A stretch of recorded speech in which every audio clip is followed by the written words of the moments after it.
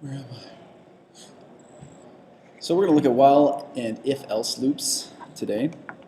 If you want to program a while loop, then here's how you do it. It's a structure within Robot C. It allows code to be repeated. So you would type in while, then you would give some type of condition. Note there is no semicolon. That's an important thing. You don't want to put that in there. And then you're going to have a couple curly braces with whatever you want to be repeated over and over and over inside here while that condition is met. So there's always going to be three parts. You have the word while, you have the condition, and the commands. So again, here's while. The condition is while it's true, while this thing is happening, then you're going to go into these commands. If this is not true inside here, then it jumps all the way to the bottom of this. So you need to make sure that you're clear about what your condition is going to be. The condition is checked every time the loop repeats. So once we get to the bottom, it will come back up to here and check to see if that's still true. So then here is your repeated commands. While loops and if-else loops are based on Boolean logic, and that just means it's only two possible answers, yes or no. So that's pretty much all there is. So that is called a truth value. Here's an example of that. If you want the sonar sensor to be greater than 45, and generally sonar is in centimeters, so 45 centimeters. You're checking to see if an object is more than 45 centimeters away. If it is, then it will do whatever's in that while loop. If it's not, once it gets to the end of that loop and it checks again, then it'll say false and it'll jump out of it. So this would be if it's greater. You could also put a exactly equal to. So again, note that you need to have two equal signs. So if you put if it's exactly equal to 45 centimeters, you want to have some object be exactly that distance. That's a terrible idea, by the way, for sonar. It's not that precise. So here's a table. You probably want to come back to this for comparisons that you'll use. Double equals is exactly equal to, and that's really only good for switches where it's exactly 0 or exactly 1. For analog things like sonar and encoder and a potentiometer, you don't really want to do the exactly equal to. It's better to use the less than or the inequalities. And then you also have a not equals option here too. So you can pause this if you want to take a look at this chart. If you're going to assign conditions, let's see, we want to assign a condition while the bump switch is not depressed. The flashlight comes on when it's dark and turns off when it's light. So as long as the button is not pushed, so you're saying while sensor value, and you're always going to have to put the word sensor value if you want to use some type of sensor in here. That's oftentimes forgotten, so come back to this slide if you need to get to that. But you're going to type in sensor value, capital V, and then in square brackets you put the name of the sensor, and then you put your Boolean logic. So this, in this case, it's exactly equal to 0. That means that the switch is not being pushed. So as long as the switch is not pushed, it's like a deactivation switch.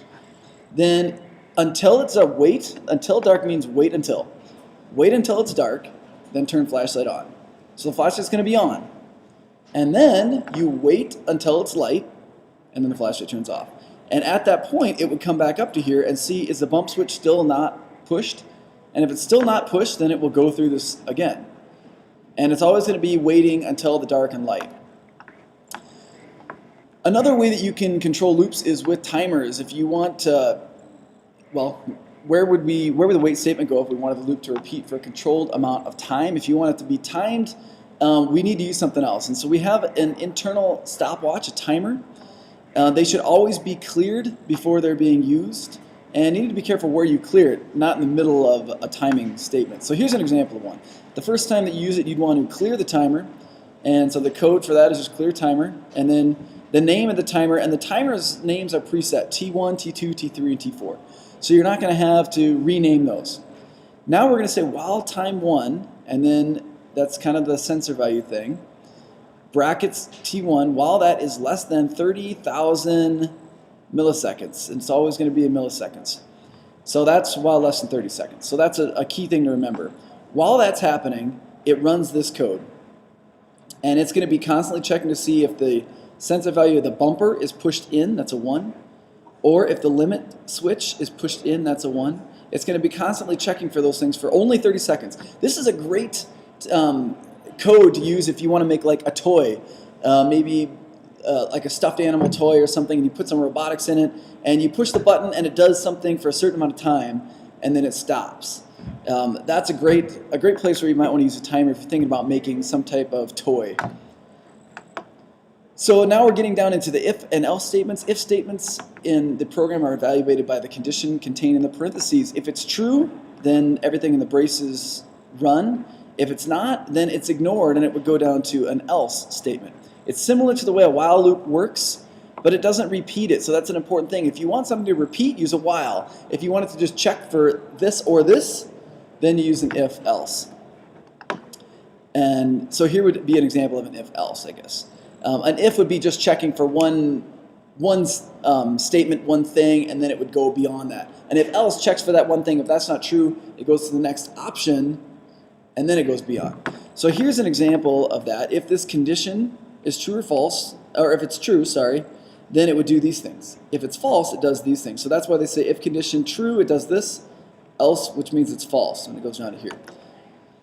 If you want to use two separate if-else statements, then you got to be really careful that they don't conflict with each other, because the one if might turn something on and the other else might turn it off. Here's an example of that. So if in this example, if one of the touch sensors is pressed, the right motor is turned on in one of the if-else statements and turned off in the other. So here's a loop. While 1 is exactly equal to 1. Why would we want to have that for a loop? Well, how often is 1 equal to 1? All the time. So 1 is equal to 1 all the time. This loop will run forever.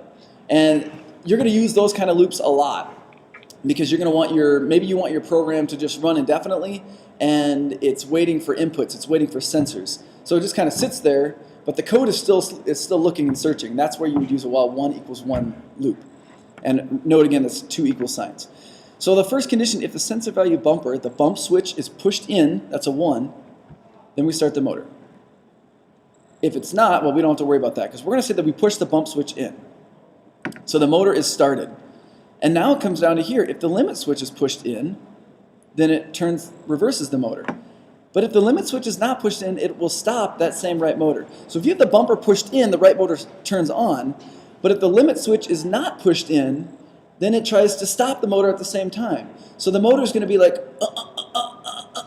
and it's going to be trying to turn on and off and on and off.